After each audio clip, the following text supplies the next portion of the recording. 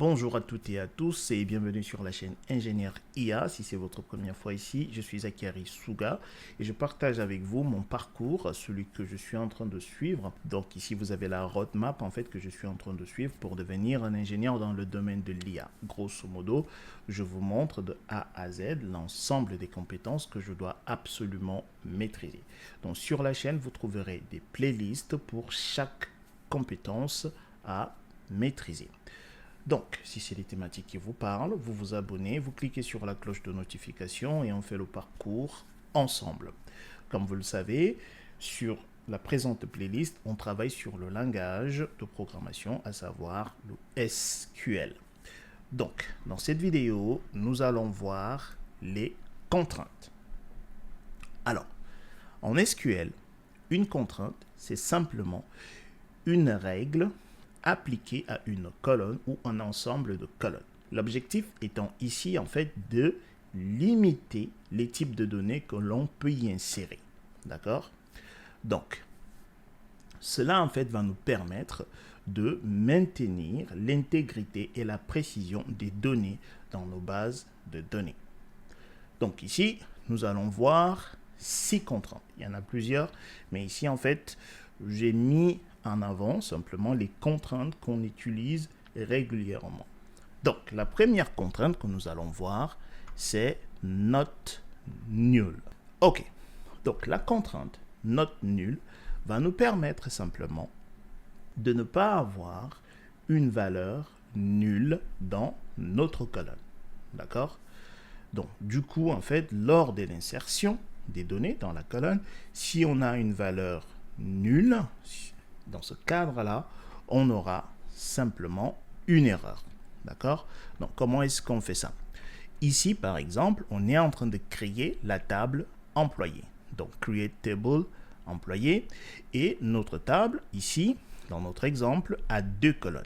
On a une colonne de ID. Le nom de la colonne, c'est ID. Le type, d'accord? Le type de données que va contenir cette colonne, c'est int.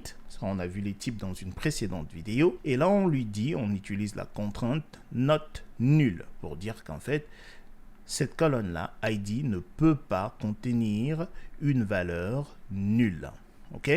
Après, on a une deuxième colonne, non, d'accord? C'est une chaîne de caractères, donc des varchar limités à 100, d'accord? Et not null. OK?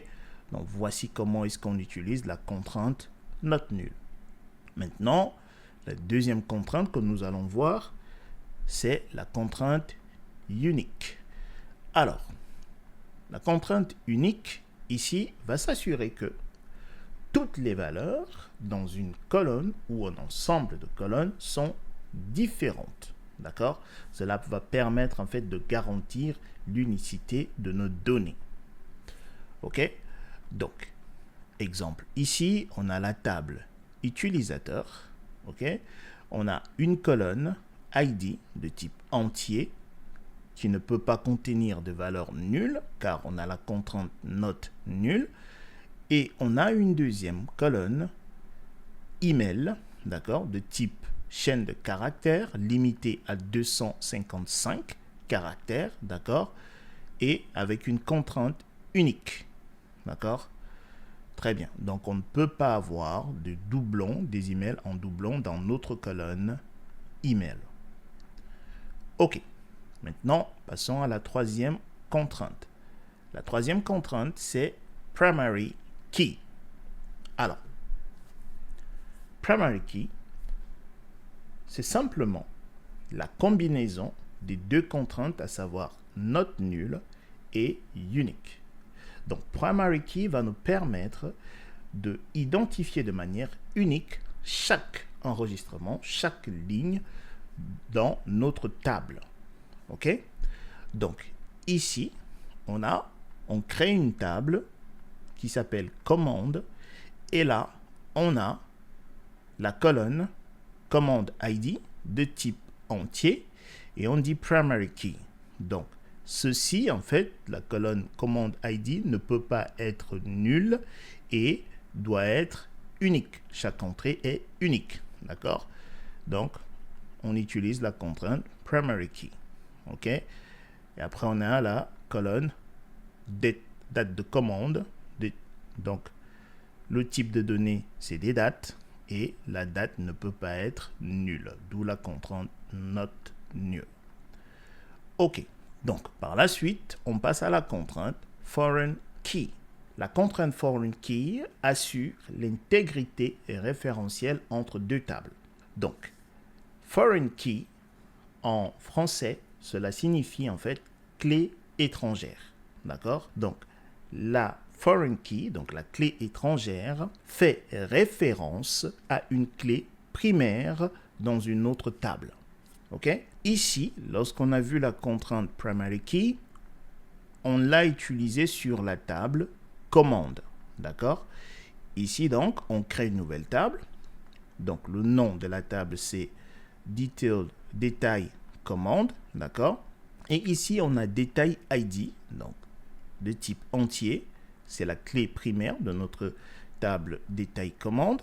Et ici, on a commande ID, pareil comme ici, d'accord? Et de type entier, et on dit foreign key. C'est une clé étrangère. Fait référence à la table commande, ici, d'accord? Et à la colonne commande ID, d'accord? Et par la suite, on a deux autres colonnes. Produit ID, donc en entier, et quantité entier. Très bien. Maintenant, on passe à la cinquième contrainte. Donc, la cinquième contrainte à connaître absolument, c'est la contrainte check.